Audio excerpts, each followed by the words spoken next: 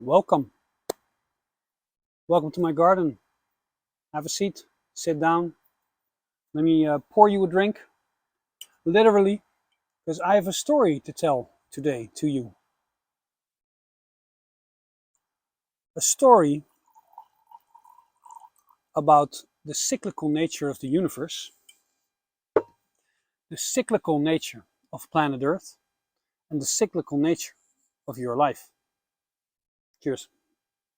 Proost, as we say in Holland. Because everything is a circle, that also means we shouldn't be afraid ever. Because life is just a ride. And what is for you shall not pass you by. Proost.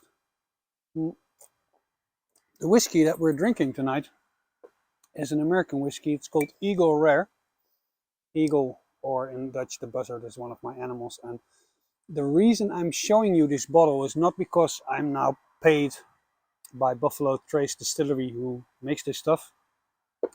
It's because it's actually, this bourbon plays a part in the story that I'm about to tell you. Figure that out. Long time ago, 10 years ago, I was very fond of my freedom. Very fond. I was self-employed already, which means I could make my own hours. That means I could work for 20 or 40 days in a row, just 10-hour days, just killing it. And then I was done. I just quit for 1, 2, 3, or 4 weeks. And then I just take a friend, or even better, a girlfriend, and then I just say hey, you want to go to Spain for a couple of days? Just get on a plane and just go. And those were the things that gave me a sparkle in my eye, that made me very happy, because I really loved my freedom.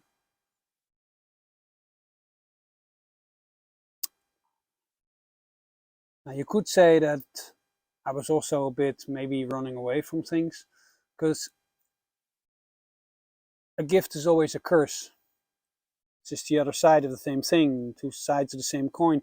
I liked different things and just having different experiences, but that means if you hop from here to there all the place, you never stay in one place long enough to truly really build something that's worth having. But anyhow, that's what I did. That's what I thought that made me happy. That's what made me happy still. But that all changed when I became a father, 6.5, almost 7 years ago. My girlfriend gave birth to our first son, and that's when you feel really deep down that you have to take care of this baby. So that was difficult for me because I was very accustomed to having a lot of freedom, and when you have a child, you have very little freedom. So it took me about a year and a half to really find my footing. It was really tough for me. But when I finally found my footing, my girlfriend was pregnant with her second child. So then I had to juggle 2 children. To be honest, with that second child, I became pretty depressed because I thought I have to take care of these children. And I often joke. I joke, but I mean it seriously. When you become a father or a mother, when you go through that gate, it's a certain initiation that you go through. And when you're there, you're responsible for a new life, but it's a responsibility that you can never get rid of.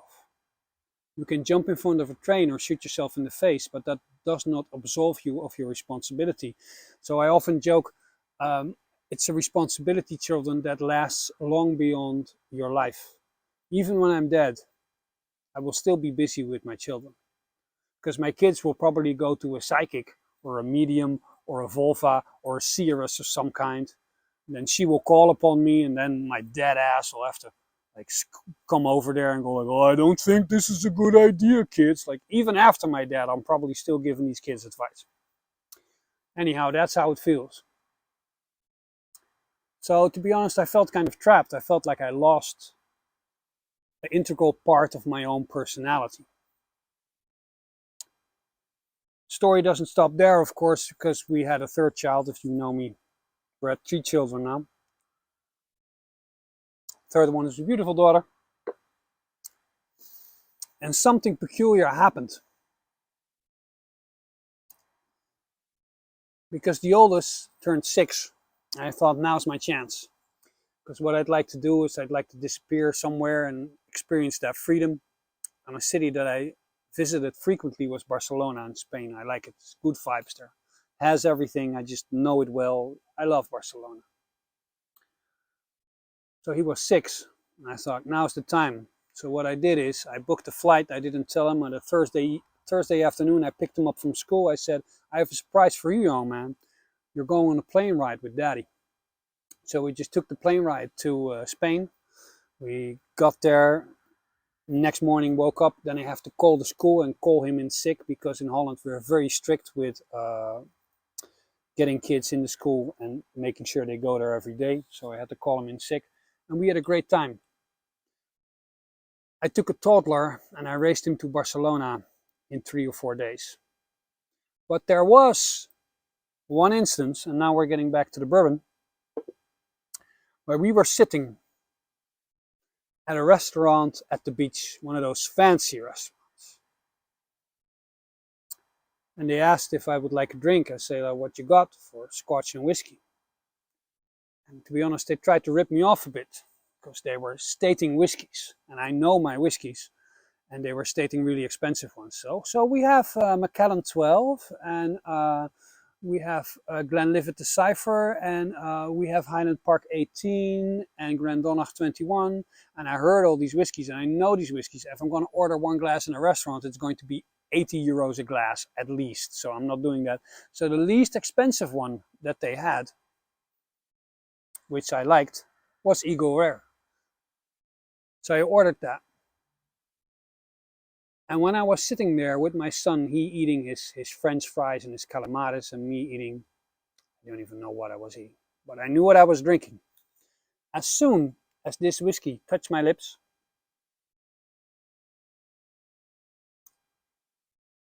entered my system, I really felt it. I felt like all the things that I've given up, that feeling of freedom and travel, they are coming back. They haven't just returned, but they've come back better. Even better, yes. Because now I can share them with my lovely family. And I still buy this bottle and I still drink it from time to time. And I sit in my garden, and every time I taste it, I'm reminded of that magical moment, and I'm reminded of the lessons of that moment. I'm reminded that everything is a circle, that everything is a cycle. And that all the things that are truly authentically you, you can never lose them. You can lose them, but they will always come back. So don't be afraid ever. Look to nature. Everything seems to be, there are very, very few strict, harsh lines in nature. Everything is fluid.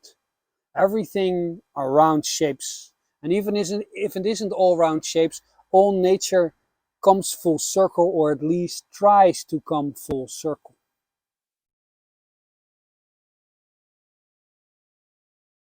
So don't be afraid. Don't be afraid ever. Because darkness can come, and let's be honest, as an old man myself, I can tell you for sure, it not only can come, it will come. The only question is when. And when it comes, when disaster suddenly strikes, when your parents grow ill and you have to take care of them, when your family is in need and you face a crisis, you're often afraid because you have to let go of certain things that you feel are essential to you.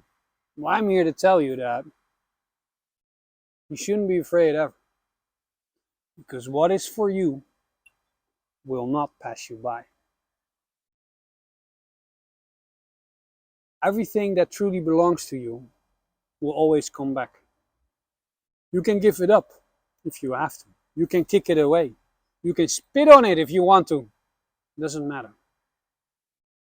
What is authentically you will always come back. So, here's drinking to that lesson. Alu, alu. May the gods hear you, see you. Ga met de goden. And always remember, all life is a circle. And tonight, we have been together here in this circle. Thank you for sharing this with me, and I'll see you all next week.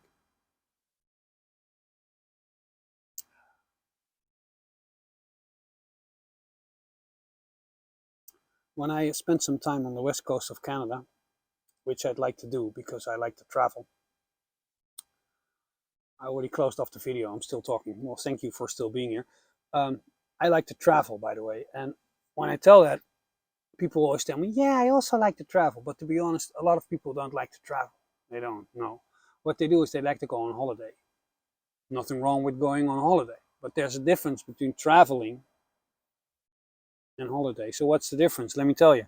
Holiday is just when you book a round trip to Egypt, which you should do. Egypt is fucking magical. It's great. Or a round trip to China or something. Doesn't matter.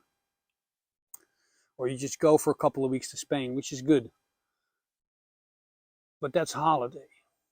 When you travel, that means you take all your possessions and you put them in storage, or you take all your possessions and you put them in a pile and you light them on fire. That's what I like to do.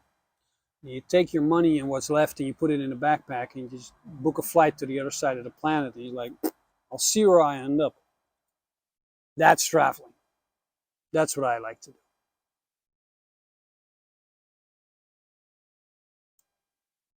I don't know why I started this, but it's probably the scotch. But happy travels, happy life. I'll see you all next week. Ga met de goden. Oh,